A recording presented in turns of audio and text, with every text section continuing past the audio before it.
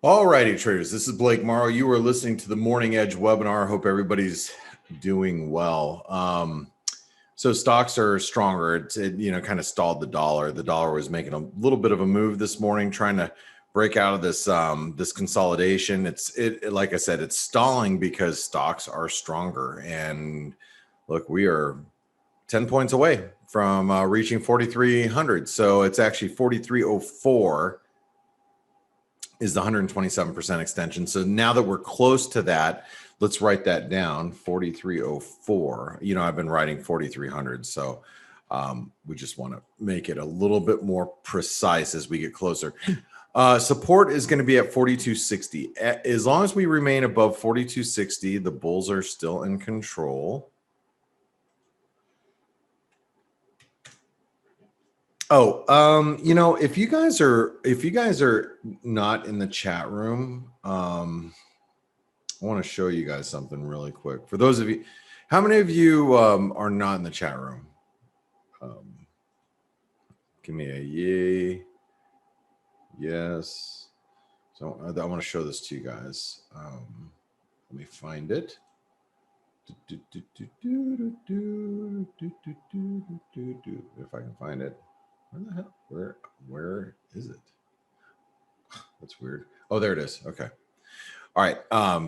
Yeah. Okay. A few of you guys are not. So here's the DSI. I wanted to point this out today, just because we're starting to see a little bit of extremes here. So let me grab the pen. I really want to show my kids this movie.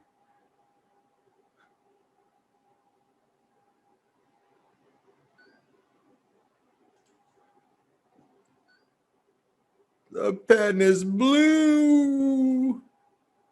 Oh God, the pen is blue. I love that movie, man. Every time I say it, I love it. I know. I was talking to some of my guy friends this weekend about that liar, and just talking to them about I want to show my kids that movie, and it's like so funny. We were talking about like the Cable Guy, all those old Jim Carrey movies. Anyway, but the reason why I wanted to bring this up today is look at volatility. Volatility is at 14.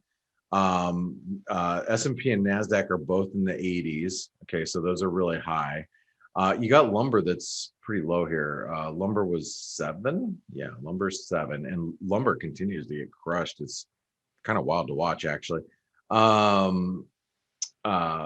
Nat gas is pretty strong at this moment. So we're seeing some extremes come in. Nikkei is kind of firm up there. But just keep that in mind. One of the biggest one to me is like Bitcoin, volatility in the S&P. We're getting close to some of those extremes. So I just want you guys to pay attention to that as stocks are near these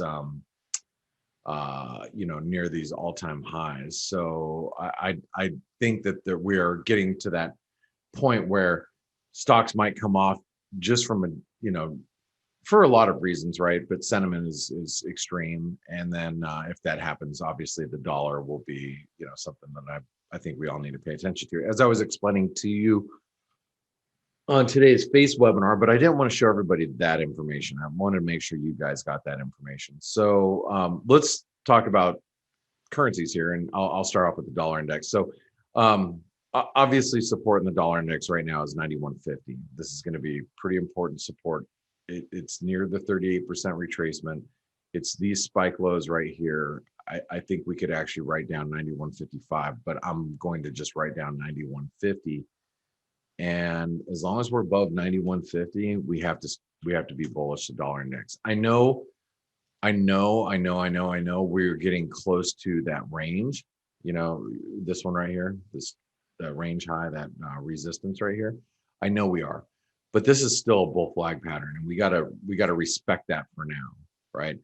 I'll be more concerned with the dollar index if we get up to this resistance and then we fail. Then I'll be like, okay, now I've got to be, now we've got to be a little careful with the dollar. Okay. Let's talk about the euro. So the euro, here goes our pennant. We're trying to play out. Oh, I didn't write resistance. I'm sorry. Dollar index. Let me start. let me go back there. Sorry. Okay. So this little intraday double bottom should lead. This is also another thing we should note.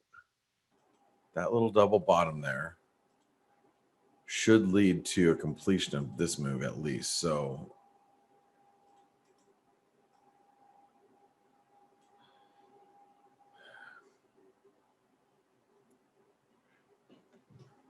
that's 92.25. I think actually this resistance will come in play first, which will be a struggle because that looks like that might be the 618 retracement.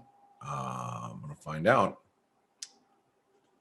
And then I'm going to delete this just because I want to make sure that it's not too messy. Yeah, 92.07 is a 618. Then you got these spikes higher here. So I'm going to write down 92.15 is pretty key resistance right now. Intraday. Okay. All right.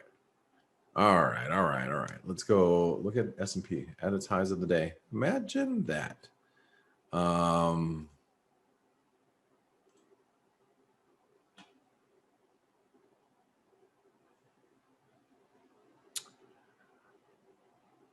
Euro dollar.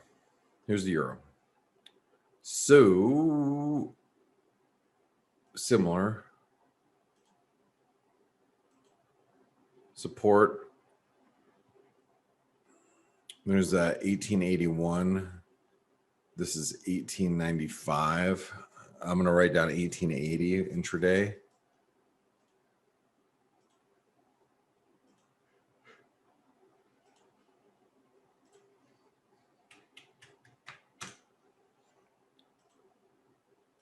It's bearish. Resistance is 1975.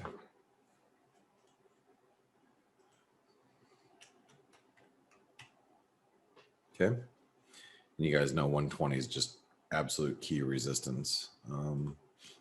My opinion is while we're below 120, you can't be bullish right now. Sterling, we finally came down to that 618. I think we wrote that down on Friday. Let me double check that.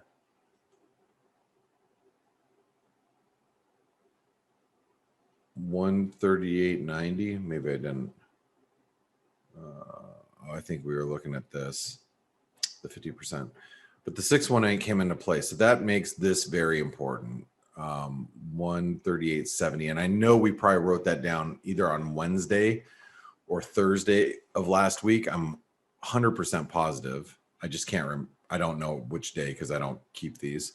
But some of you keep them all. So 138.70. That's going to be really critical. Okay.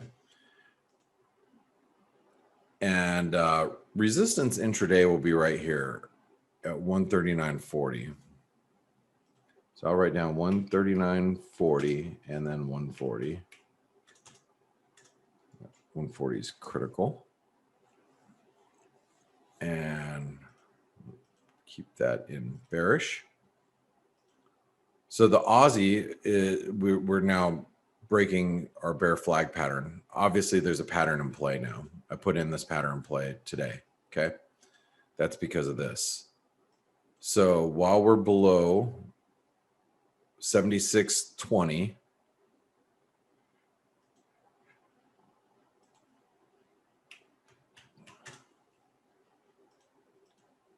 we have bear flag. Next support's probably going to be right around here. You can see this horizontal support somewhere around here. But we're just going to write down the flag bottom for now, 74.75.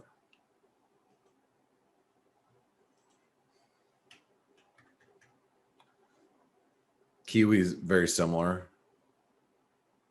Channels playing out lower. But this one, I'm a little less bearish just because of the, us holding these lows versus the Aussie really breaking down. breaking down much more aggressively.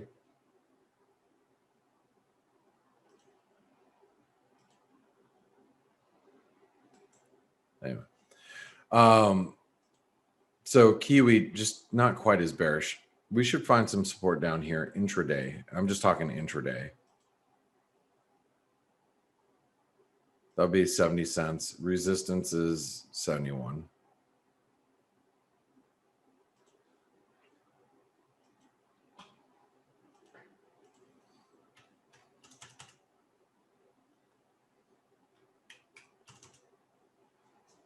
I'm bearish, but I'm not like super bearish. Like I'm gonna put it in range just because I want you guys to know I'm bearish. I'm just not like, you know, like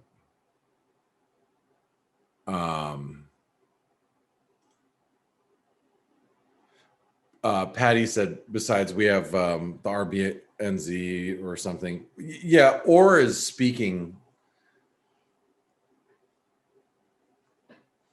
later tonight or tomorrow morning in New Zealand. But yeah, that's true. So I think you just got to be a little bit more careful with the Kiwi right now. Yeah. But the dollar does look stronger. I mean, almost across the board. Here's the dollar Canadian. Dollar Canadian looks good. You know, again, holding up very shallow retracements. Came into support zone, held it. So, you know, this 122, now it's like any dip to 122.85 should be very well supported.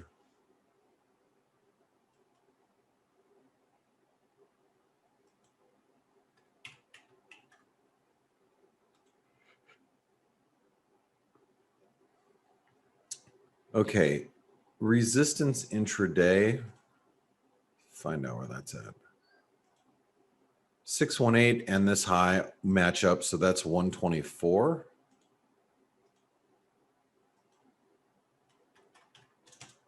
Resistance. And I think the dollar Canadian is actually bullish.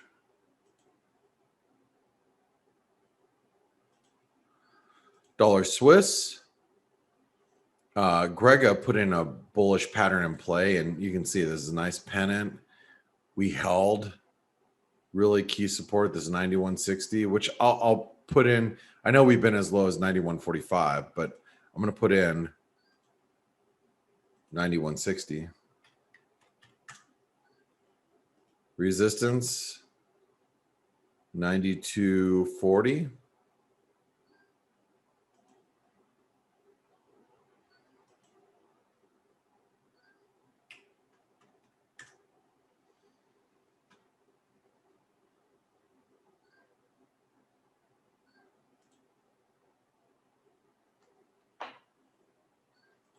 Dollar Norway came out of our channel. Basically held the 618. So that is, let's just call it 846.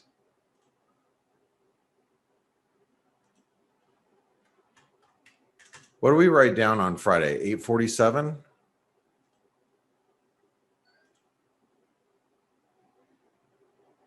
$840. I think we had to drop it because we were starting to break down. That's what it was. Resistance 856.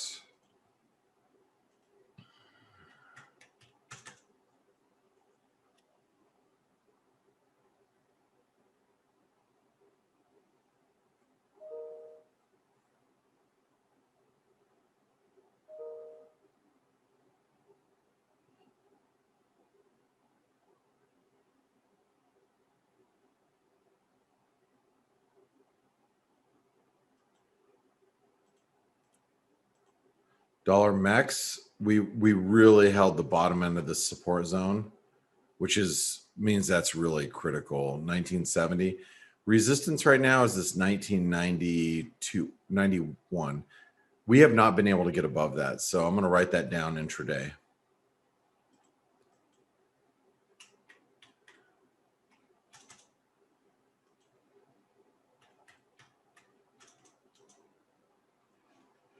We're in a range here.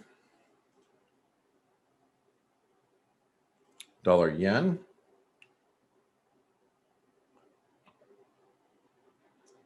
I know we've been writing down 111.15, but we're really struggling here at 111. So just keep that in mind. It's really becoming problematic for the dollar yen, which is good because I'm still short Canadian yen. So I hope the yen can strengthen. Support 110.50.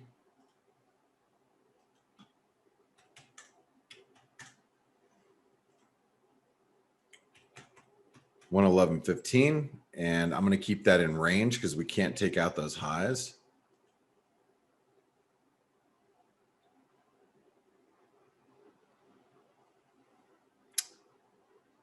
We did the dollar index, did the S&P. We just have gold, silver, and Bitcoin. Okay, so let's check it out. Here is gold. Still trading really heavy here. We're threatening this wedge down below. So I'm going to write down 1760, 1800 again.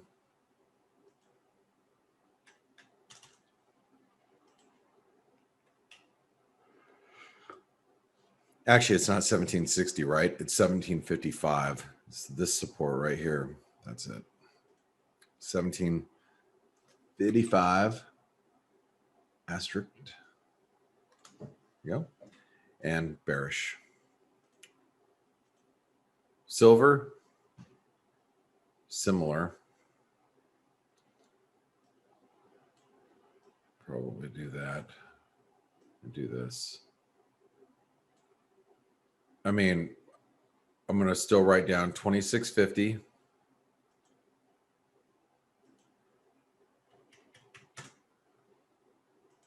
Support 2550. I know the numbers were slightly different before.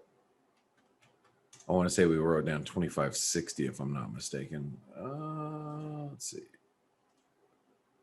2550, 26. No, I guess that was it. Bitcoin 30,000. 36.5.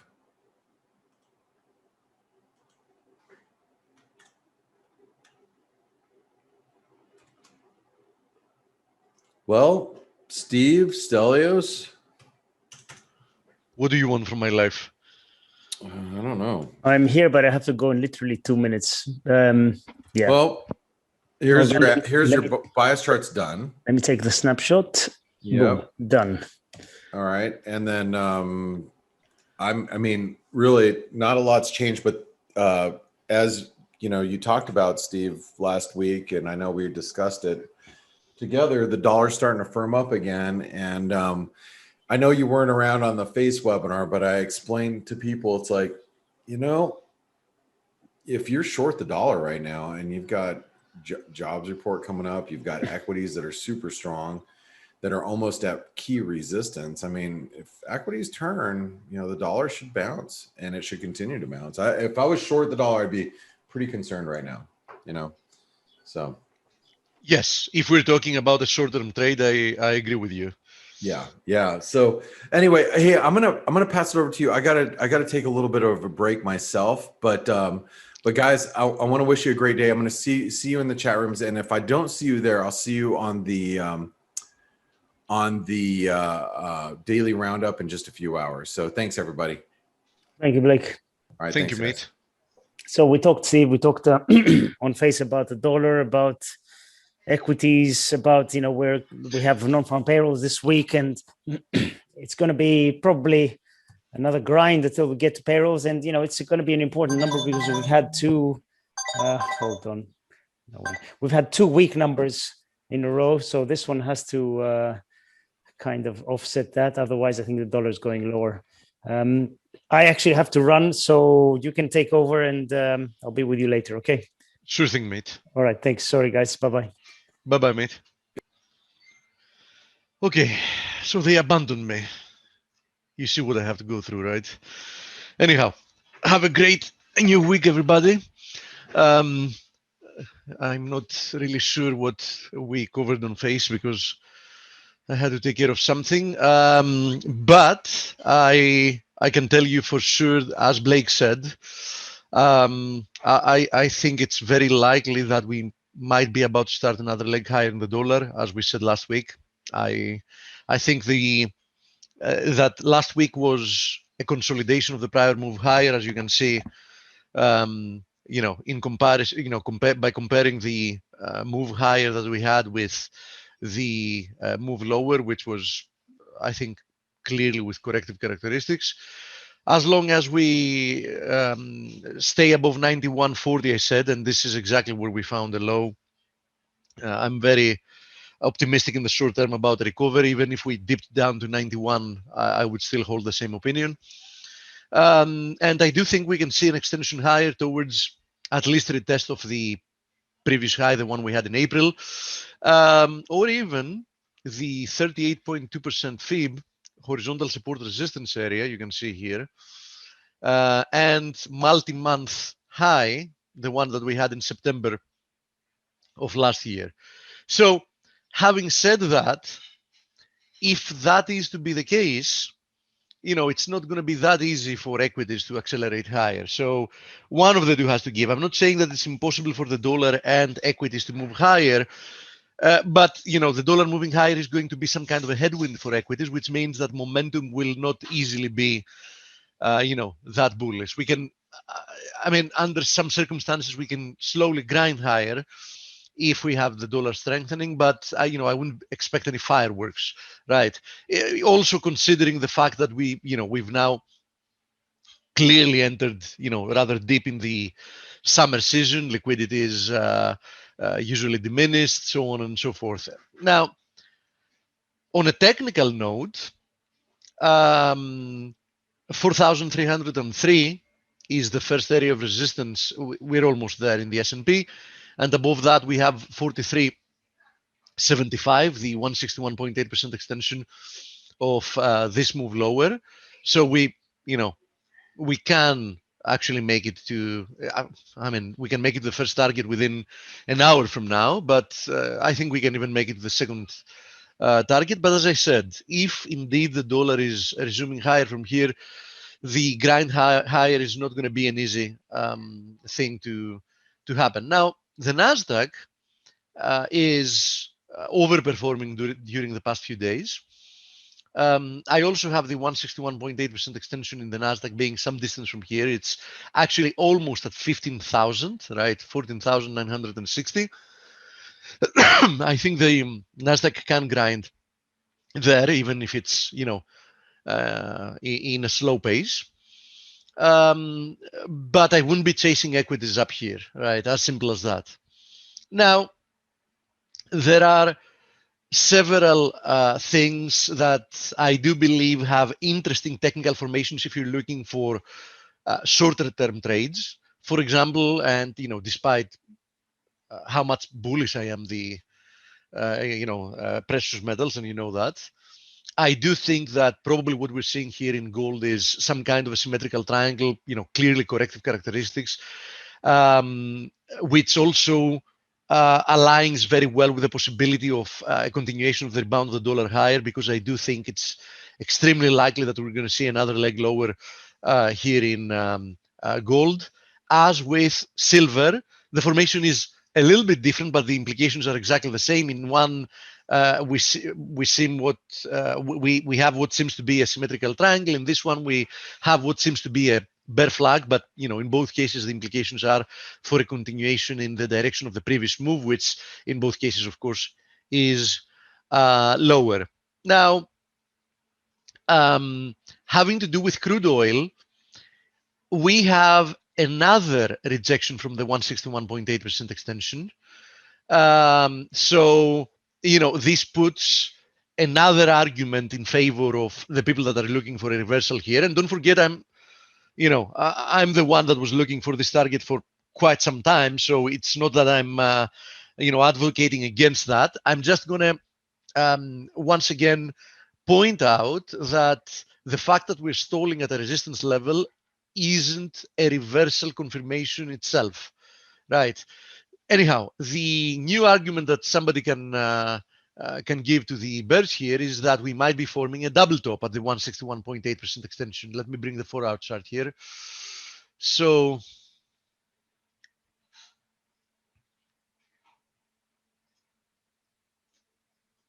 here it is. So somebody can say, right,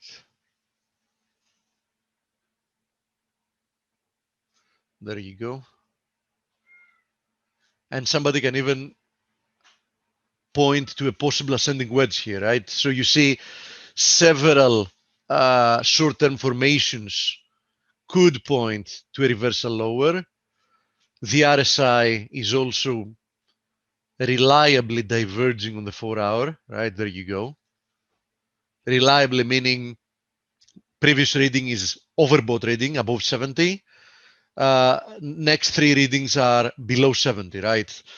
But in order for us to trigger a technical breakdown here, including the double top, we need to break through this 7250.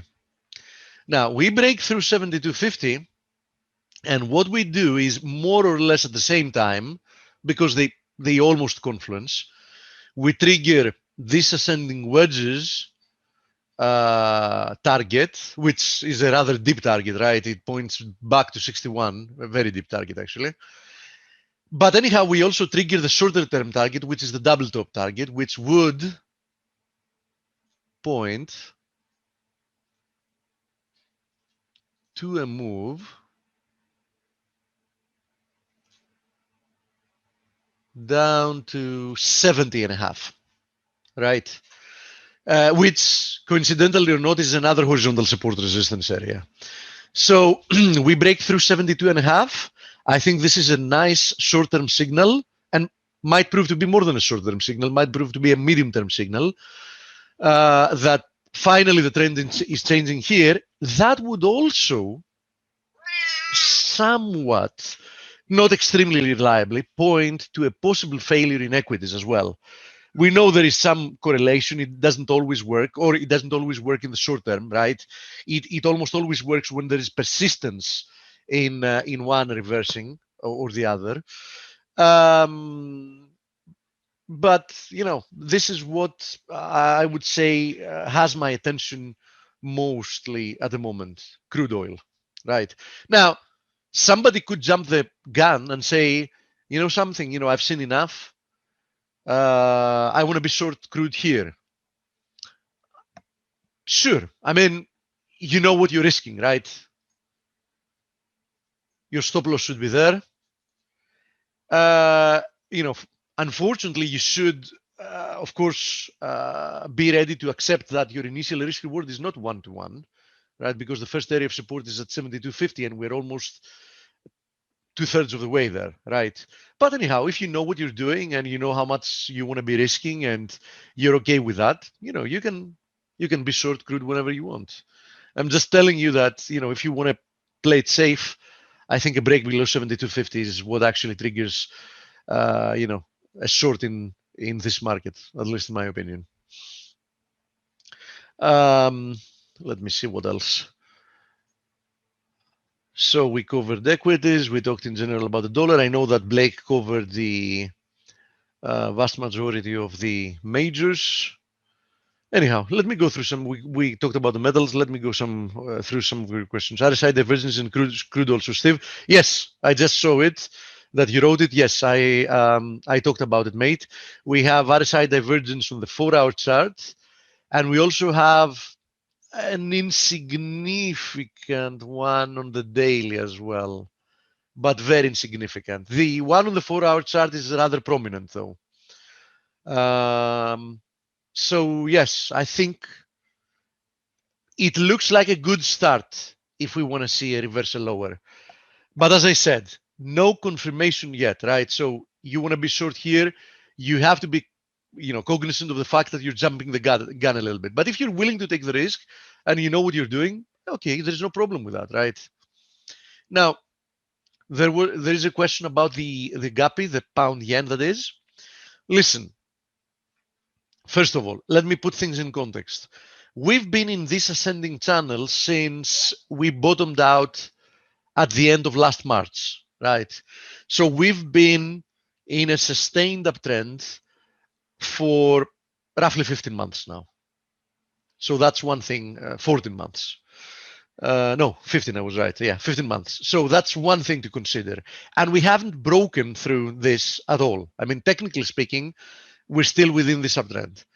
That's point number one. Point number two, we've seen a corrective move lower unfold, but I have to tell you that the nature of the move lower so far doesn't have impulsive characteristics. Now, at the end of last week, we got rejected once again from this trend line resistance that you see here. So we remain within the context of some kind of a correction, more like a consolidation from what it looks to be at the moment, right? But I have to tell you, with what I'm seeing at the moment, I would be very, very skeptical in being short the pound yen. Yes, it can correct deeper than it has already, but what I'm seeing from this market doesn't really tell me that this market wants to, have a big move lower. It might move somewhat lower from where we are, but I've seen enough of price action to be very, very skeptical that, we're about to see a lot more. So I maintain a medium-term bullish bias here, and short-term, I have to say that I would be more or less neutral, right? So bottom line, I wouldn't be trading the pound yen as we speak, because I think it's more of a coin toss, and I think that this market has a very high probability that within the next several days it will more or less do nothing. So yeah, that's what I think. That, and my advice is, find something that looks better to trade. I didn't say go ahead and short oil. I said that I see technical evidence that crude oil might be about to top up here. Now, if you remember, I clearly said that the uptrend hasn't broken yet, right? So anybody that wants to short crude oil at the moment is jumping the gun. Now, I know that there are people that it's within their trading style to want to jump the gun and chase high risk reward ratios, right? And some of them do well. If you manage to be right 1 out of 3 times and your risk reward ratio is 5 to 1, you're going to make money. Now, you have to know what you're doing, right? You have to know what you're doing. Yen pairs, please. Okay, which other yen pair do you want me to look at? I can have a look at the major one. So we just had a look at the guppy. Here is the euro yen. Now, euro yen clearly looks worse than the pound yen, right? We had a deeper pullback, and this rebound for the time being is stalling at the previous low here, and it's also the 61.8 of the move lower. So if I had to look at the euro yen in isolation, I would tell you that we're currently, which is more or less what I wrote in the weekend analysis, I think we're at the pivot area here in euro yen, meaning this 132.50 area is actually an important area for the market to decide what it wants to do. Does it want to produce one more leg lower, so produce a lower low, or that was the end of the corrective move and we're about to head higher? So I think 132.50 is the area that's going to tell us with certainty, there's no certainty in the market, but with a very good reliability, let's say, what's happening here. So I don't want to jump the gun and tell you short or long. I can tell you that from a risk reward perspective, being short here against last week's high, which is at 132.70, 132.80, makes sense from a risk reward perspective, right? But if we break through that, I think we're headed to new highs. Now, Aussie yen, Kiwi yen, and the rest. Aussie yen looks very, very much like the euro yen, right? We're back at the pivot area, back testing it. So what happens from here is important. There are two scenarios, in my opinion. One, we go straight higher from here. Two, we produce one more leg lower towards the 200 day, the 38.2 and the 200 day DMA, roughly, let's say between 80, 50 and 81. And then we move higher from there. And this 84.20 area is the pivot area. Below 84.20, I favor one more leg lower. Above 84.20, I favor new highs towards 87. Kiwi yen, more or less same deal, right? Two scenarios. There you go. So, we're going to find out very, very soon what's happening here. If we have one more leg lower, or we're headed to new highs.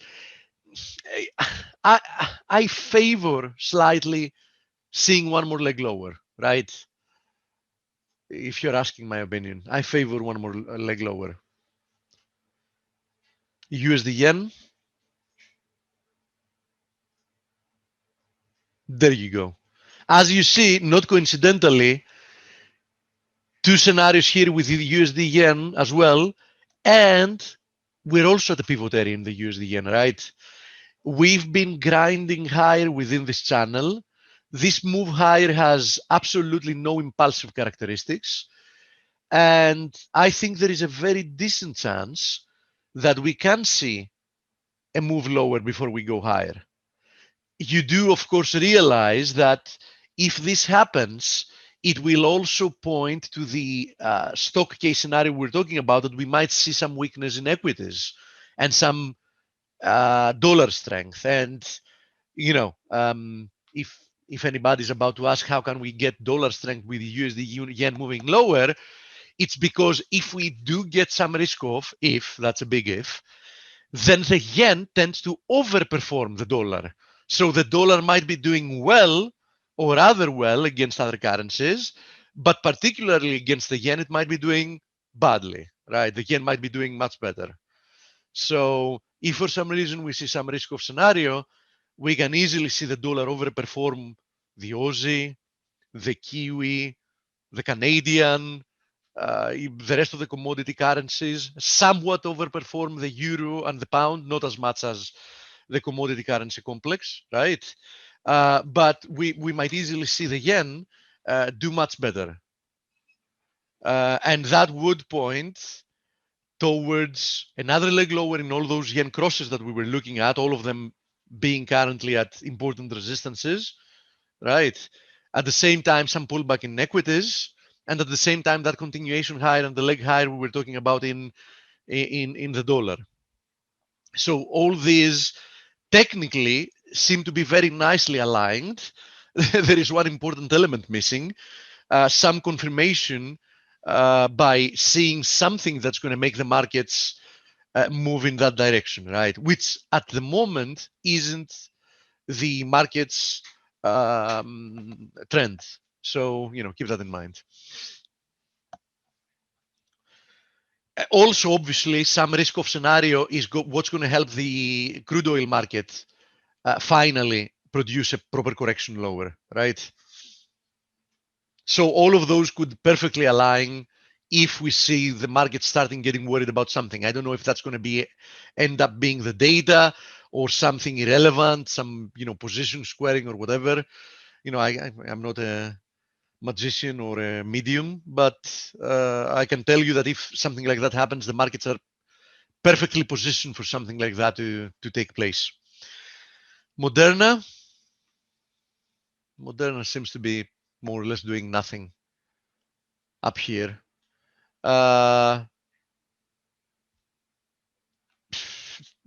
Bullish until proven otherwise. As simple as that. Nothing has technically changed, right? In the bullish case scenario, nothing. a little bit of a negative day is far away from what's needed to change my bias in this market from what I see on the charts. And having to do with SMH, let's see what happens today, but it's getting very close. It's toying around with the idea of breaking out, which perfectly aligns with what we've seen. Amazingly bullish market move and a big consolidation to work out the overbought conditions. It seems mature enough for me to see a breakout in the direction of the trend sooner rather than later. And this sooner can be this week, actually, from what I see on this chart. Right, so we're getting there. Or at least we seem to be getting there. XRT, still, you see how messed up this market is. Still coiling. We need to give it a little bit more space because you see, it's making tiny attempts to break out, but there is no momentum and they keep failing. So I have to keep redrawing a little bit this formation. It's definitely, this market has to make a decision very, very soon. It's more than clear, right? And whichever direction it decides to move, I think we're going to finally see an acceleration. So we break higher, I think we're going to see a rather big move to the upside. We break lower, I think we're going to see a rather fast move down to 74.5. So let's see. We might even get this happening this week. Steve, what do you think about carbon credit ETFs like KRBN?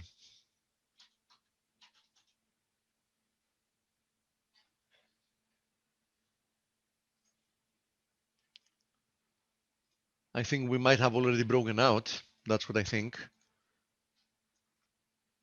You see that, we're clearly in a bull trend.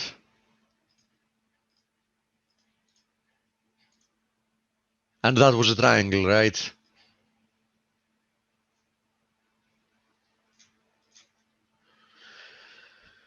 Yeah.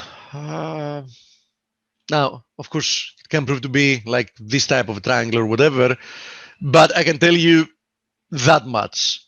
Above 33.40, there is absolutely no reason why you should be bearish.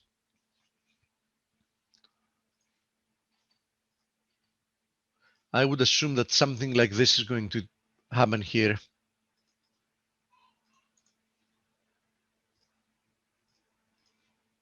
Let me fib extend this.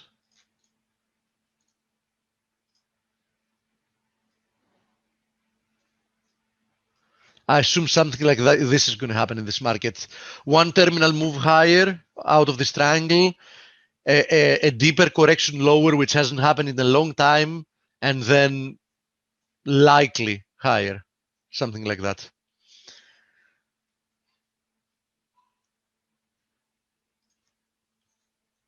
GMDA.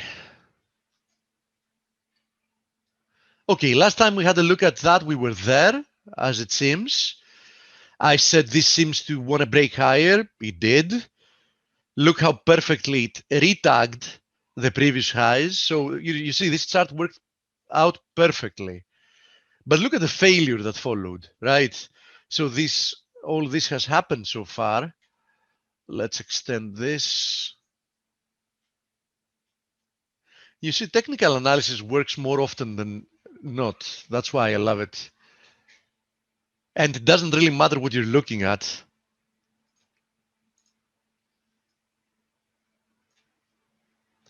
Okay, clearly we have a trend line support that seems to be working for the time being here, right? You can see it. Now, having said that, I have to tell you that the reaction higher is not inspiring so far, right? You can see it here. Of course, somebody can be like, I want to be short against the lows.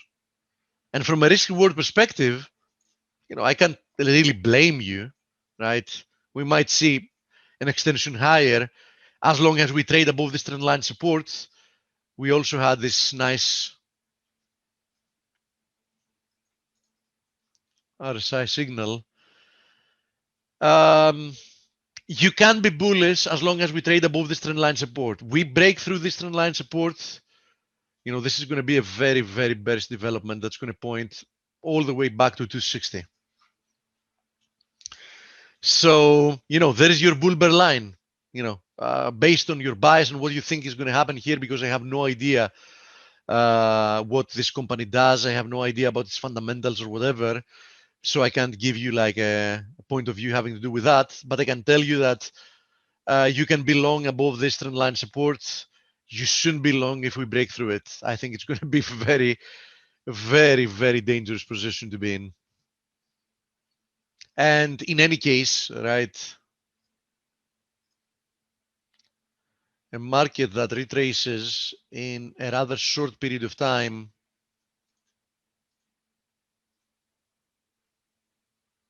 something like 70% of its move higher, you know, has to make you think a little bit, right?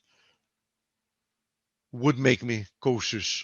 Anyhow, from a technical perspective, there's not much to think about if you want to be long against the highs. You have an appealing risk-reward ratio, right? That you have. I can tell you that much. So you like the company, you need to get a new FDA in August for cancer. Okay. Yeah, so then it's going to be a very binary event, obviously, right? It gets FDA approval, clear, this is going to fly higher. And you know something, now that you gave me a little bit of a background information, I can tell you that we might remain in some type of a consolidation until we get to the date that we're going to know if it gets an FDA approval or not, right? It's very frequent that markets calm down and start coiling before some kind of an important announcement, because what happens in essence is that nobody wants to commit to take big positions ahead of a binary event. That's why frequently ahead of big news or some kind of a press release or whatever, you see the markets tone down, right? Then what can I tell you, mate? I mean, I can't judge the information you're telling me that you know it's going to get FDA approval. But if you know it's going to get FDA approval, you know, there's nothing to talk about. Then you should be long. Now, I'm not going to ask you how you know it and how reliable you think your information is, but if you believe that's going to be the case, then you have a very strong fundamental case to be long, especially against this trend line support, right? Hello, Dimitri. By the way, sorry I haven't called you yet. I totally phased it out with all the work. I'm going to do it later today. Let me see the Aussie yen you're talking about. So yeah, I agree with you. I also think we might be in some kind of a little bull flag here, although it's getting a little bit too long for my taste. But still, you know, there's no way I can interpret this pullback as an impulsive one. So yes, I favor in the short term an extension higher in the Aussie yen back towards 1094.70.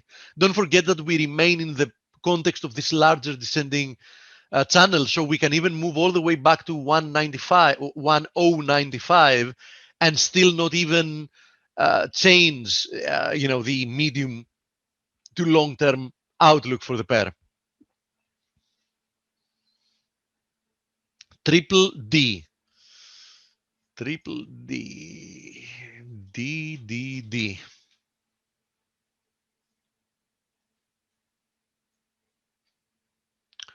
Okay.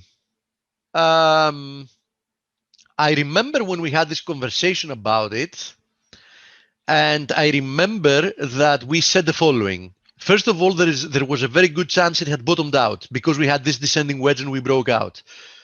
I then said that in any case, you need to be cautious because there is always the possibility that the corrective pattern is something larger, right? So, like this, and you might see a move like that unfold. You know, as it seems, the obvious was the case here, and this recent move was also pretty corrective in characteristics, right?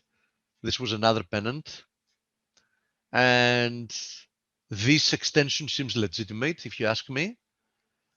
And FIB extending it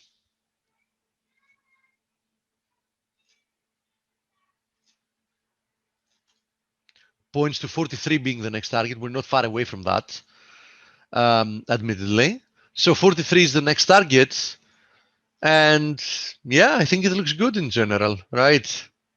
And from this point on,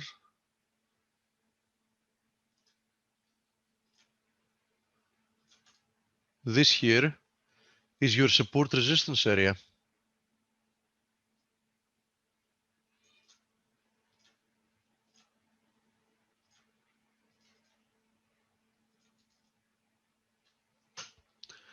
Okay, I think it looks good. Look at the RSI also, overbought conditions on the daily. Yes, I know that many people think that overbought conditions means that you should be selling, but the truth to it is actually quite the opposite. It means that you might want to be cautious in the short term because something is overextended, but that's most of the times confirmation that that's the direction of the trend. So bottom line, overbought conditions in the RSI after a long period of time, because as you see, the last time we had RSI overbought conditions was 6 months ago almost, right? After a very big move higher. So what that should tell you is that most likely than not, you should be looking to buy the next move lower, right? So you want to align yourself with the trend, you want to buy the next move lower.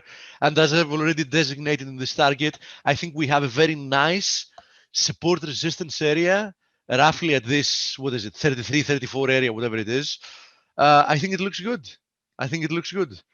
Now, is it a guaranteed case that you're going to see 3D systems move back to backtest that? No, it's not a given, right? But if it does, I think that's a very nice area to buy or add if, let's say, you have some exposure, or depends on how you want to trade it.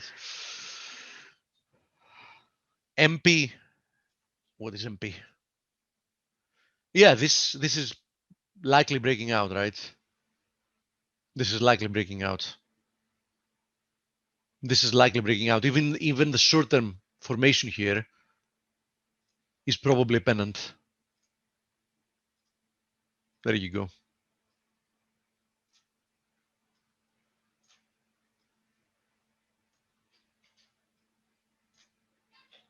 I think it's breaking out.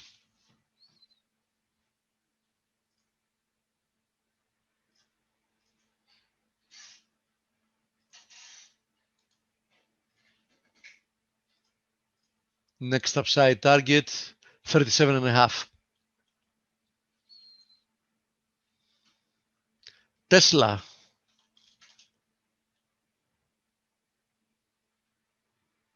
Breaking out.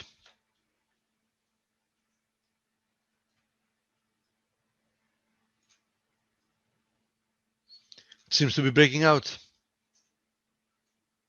Next upside target, 775.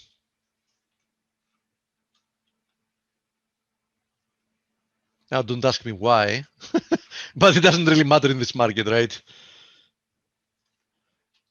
BIIB. What's this? Okay, we had a look at it some time ago. I said that I would expect it to pull back and likely backtest this triangle's broken trend line resistance as support. We've seen the pullback. We went a little bit higher first. We got our pullback. I think for its sake, it rather stabilize somewhere here. Yeah, I think it should stabilize somewhere here. Otherwise, to be honest, it can move even deeper and still not trigger a really short signal, right? So potentially speaking, it can even extend all the way back to just below 300. And still, it's not going to really do a big technical damage. But you don't want to see it below that. You don't want to see it below that. I think it's likely, though, that it's going to turn higher sooner rather than later, from what I see.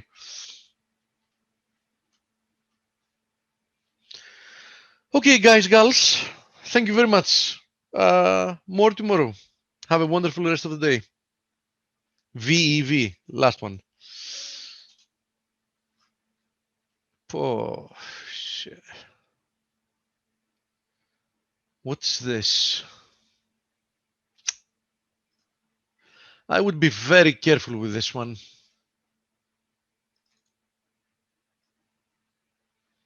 Megaphone formation. It's a little bit of a pain to trade.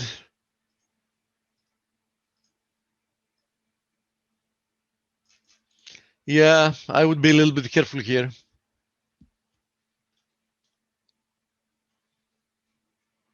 What's this trend line resistance? We might get rejected once again.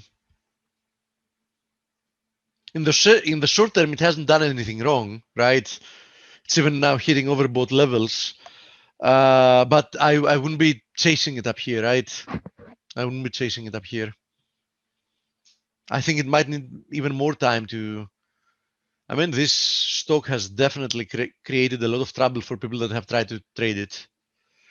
I bet a lot of people have been caught long and wrong here.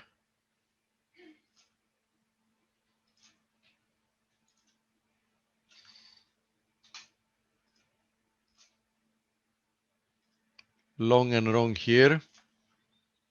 Short and wrong there. Short and wrong there. Right?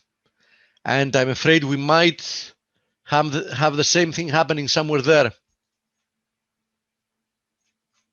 Keep that in mind.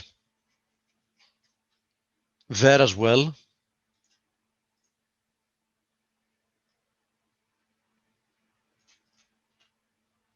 Be careful. Bye-bye, everybody. See you tomorrow.